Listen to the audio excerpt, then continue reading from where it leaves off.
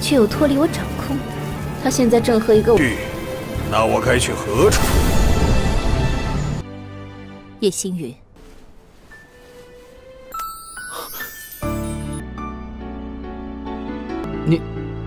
我生命不会动。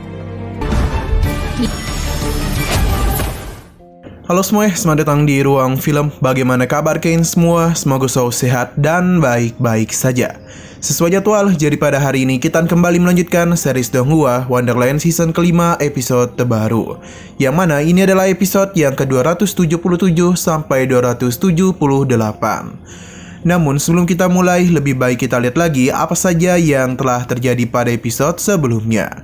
Di minggu kemarin kita diperlihatkan kebersamaan Shinyeon dan juga Suwang, yang mana saat ini mereka sedang asik berbelanja barang-barang di pasar. Tentu sebagai pria sejati, Shinyeon lah yang akan membayar semuanya. Hanya saja sesaat kemudian Shinyeon merasakan ada yang tidak beres.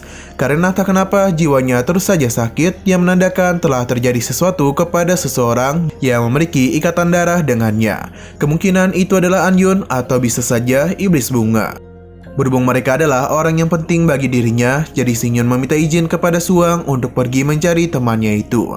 Pada awalnya Suwang menolak, bahkan dia bersikeras meminta Shinyeon untuk tetap berada di kota ini. Sepertinya Suwang merahasiakan sesuatu dari Shinyeon. Karena Shinyeon terus membujuknya, maka mau tidak mau Suwang pun ikut pergi bersamanya. Ternyata seluruh kota ini sudah dipasangi pelindung oleh Suwang. Shinyeon merasa kalau Suwang tidak mau orang-orang di kota terluka. Namun sepertinya itu tidaklah sesederhana pikiran Shinyeon, sebab ada semacam hal yang ditakuti oleh Suwang. Bahkan dia sendiri tidak tahu apakah bisa terus bersama Shinyeon atau tidak. Sekarang kita akan melanjutkan episode terbarunya. Kita dibawa ke tempat Fan Yin berada, atau lebih tepatnya di klan Anyun. Di sana, Fan Yin memberitahu iblis ini kalau salah satu dari klan kuno yang bertanggung jawab menyegelnya memiliki garis keturunan dewa. Dia telah berhasil melarikan diri dari pertempuran sebelumnya. Jadi Fan Yin pun meminta iblis ini untuk pergi dan menemukan Anyun karena dia itu harus segera dihabisi. Iblis ini penasaran mengapa Fan Yin tidak melakukannya sendiri dan malah menyuruh dirinya. Padahal dan kekuatan yang Fan Yin miliki, dia itu bisa dan mudah menghabisi Anyun. Alasan Fan Yin tidak mau melakukannya adalah karena dirinya tidak ingin muncul. Jadi segala urusan akan dia serahkan kepada iblis itu, sedangkan dirinya tidak ada hubungannya. Alasan yang Fan Yin katakan tentu tidak akan bisa dimengerti oleh iblis ini. Karena alih-alih menghabisi orang lain, Fan Yin ingin menunjukkan kalau dirinya adalah orang yang baik. Maka karena itulah dia akan melakukan hal-hal yang baik, agar semua orang di alam peri menganggap dirinya sebagai seorang penyelamat dari semua kesulitan. Jadi karena itu jugalah mengapa iblis ini yang akan melakukan semua pembunuhan yang dirinya minta. Fan Yin memberikan peringatan kepada iblis itu agar tidak memberitahukan hubungan mereka. Fan Yin akan memberikannya waktu 1 bulan. Dia berharap dalam rentan waktu itu garis keturunan dewa yang mereka cari itu bisa dihabisi. Iblis ini paham dan mulai pergi untuk melakukan pencarian. 然后杀了，而且接下来都觉得我是救苦救难的好，都要由你来完成。过1个月。 Dalam perjalanannya itu, Denny terlihat kesal atas perkataan Fan Yin sebelumnya. Karena sebagai iblis surgawi, dirinya malah mengalami penghinaan seperti ini. Sayang sekali keluh kesahnya itu diketahui oleh Fan Yin. Ia pun meminta menyimpan keluhannya sendiri daripada nanti dirinya habisi.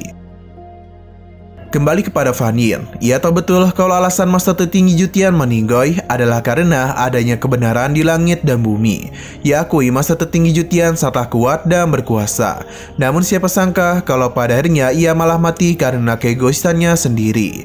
Sedangkan Fan Yin memilih untuk bersembunyi di bawah langit bintang yang luas, supaya secara perlahan dia bisa merebut takdir langit.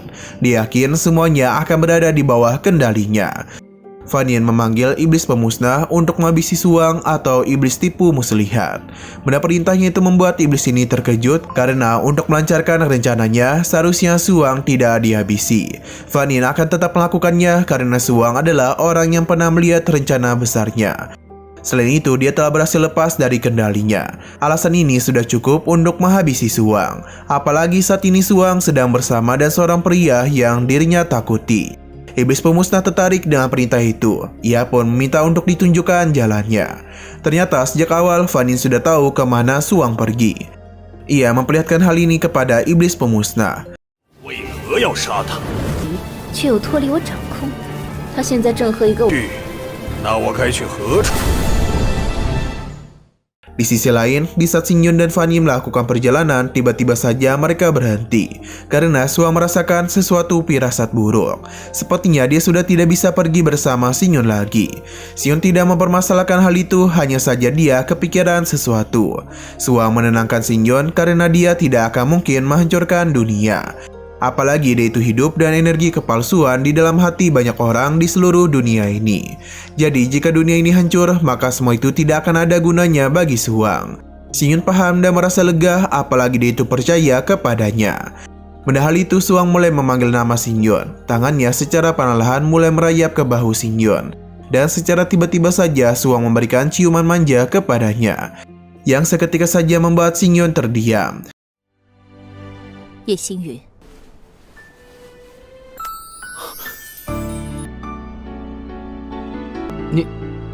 我 Xingyun tidak tahu mengapa Suang melakukan hal ini secara tiba-tiba, apalagi bekas ciumannya masih ada di pipinya.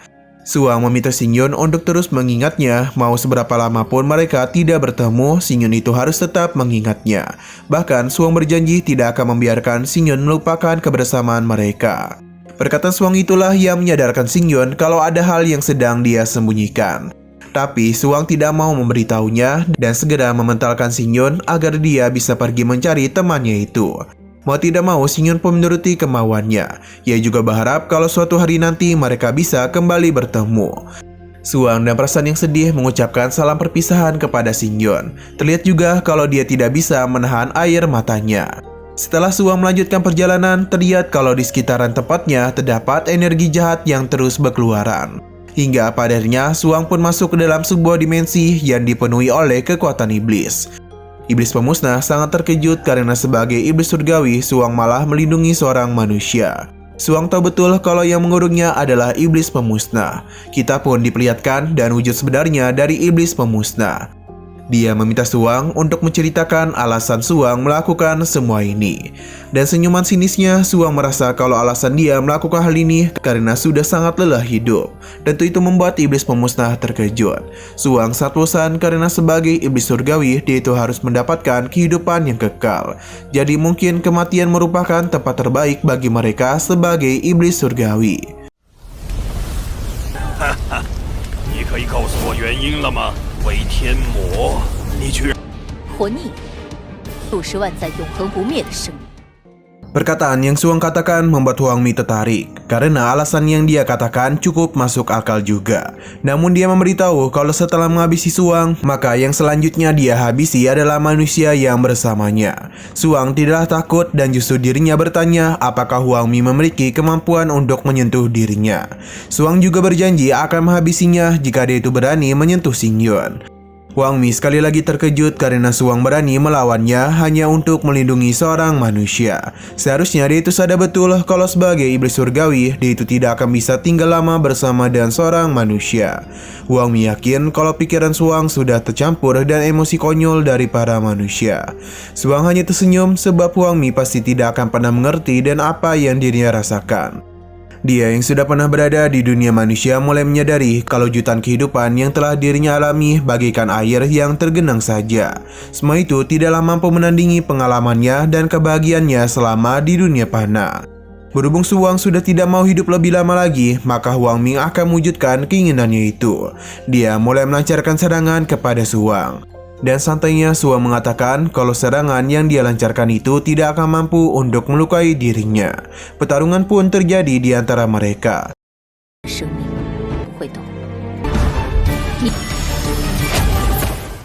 Xiao berpindah kepada Xingyun, yang mana secara perlahan-lahan pandangannya mulai kabur. Ini semua bisa terjadi karena jiwanya yang sedang menuntun Xingyun ke sebuah tempat. Ia pun terus melakukan perjalanan sampai pada akhirnya sebuah portal secara tiba-tiba saja terbuka. Semua ini tentu membuat Xingyun terkejut. Pada awalnya ia kebingungan, namun akhirnya ia pun merasa kalau itu adalah jalan yang memandu dirinya.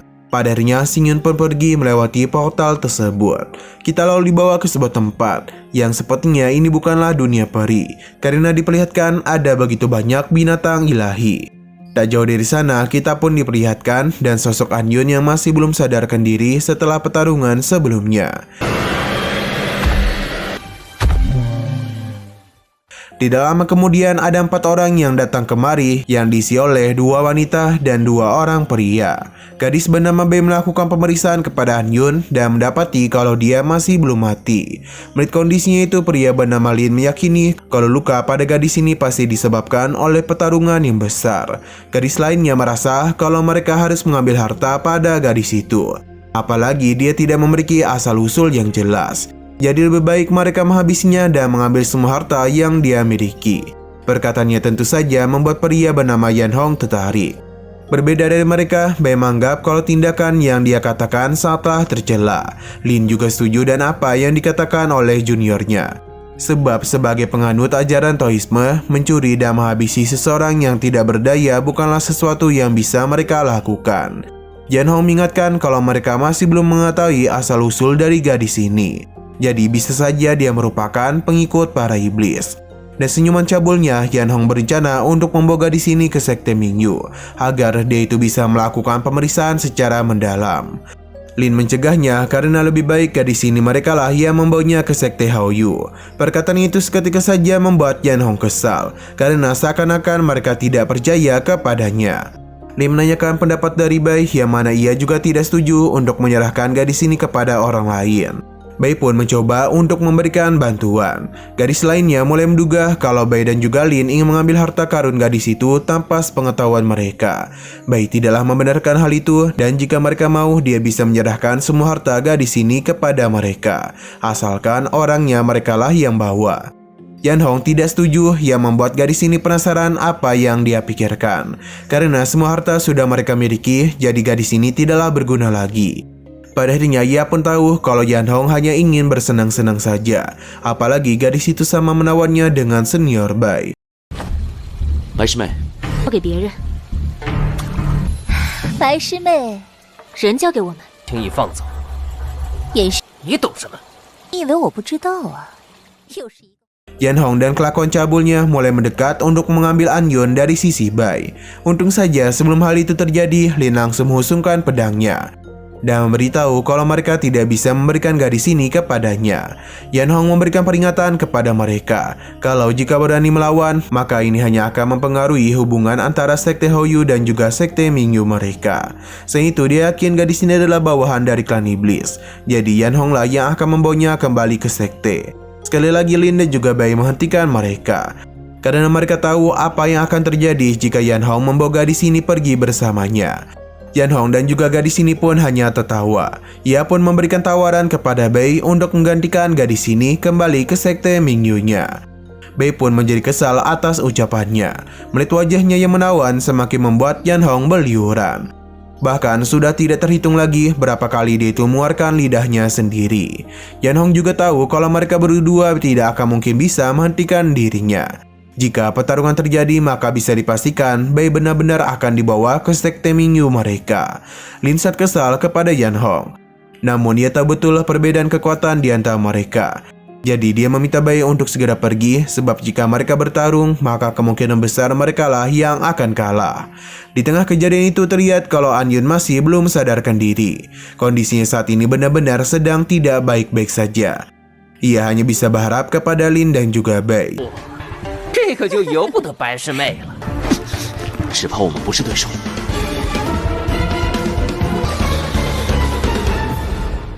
Nah, sayang sekali episode pada hari ini pun harus bersambung dulu. Namun sebelum kita akhiri, seperti biasa kita akan melihat preview bagian selanjutnya. Sepertinya dalam pertarungan ini, Lin dan juga Bei berhasil dipukul mundur oleh Yan Hong. Hal itu pun membuat Lin mengaku kalah dan menyerahkan gadis bumi ini kepadanya.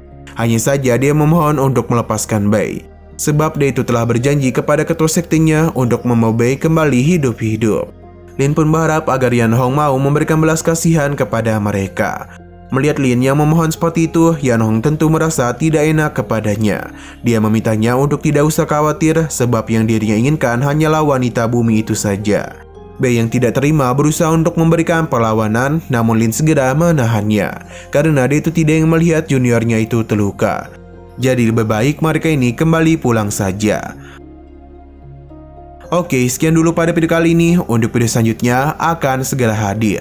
Jadi bagi kalian yang ingin mengikuti series ini, langsung saja klik subscribe dan aktifkan loncengnya.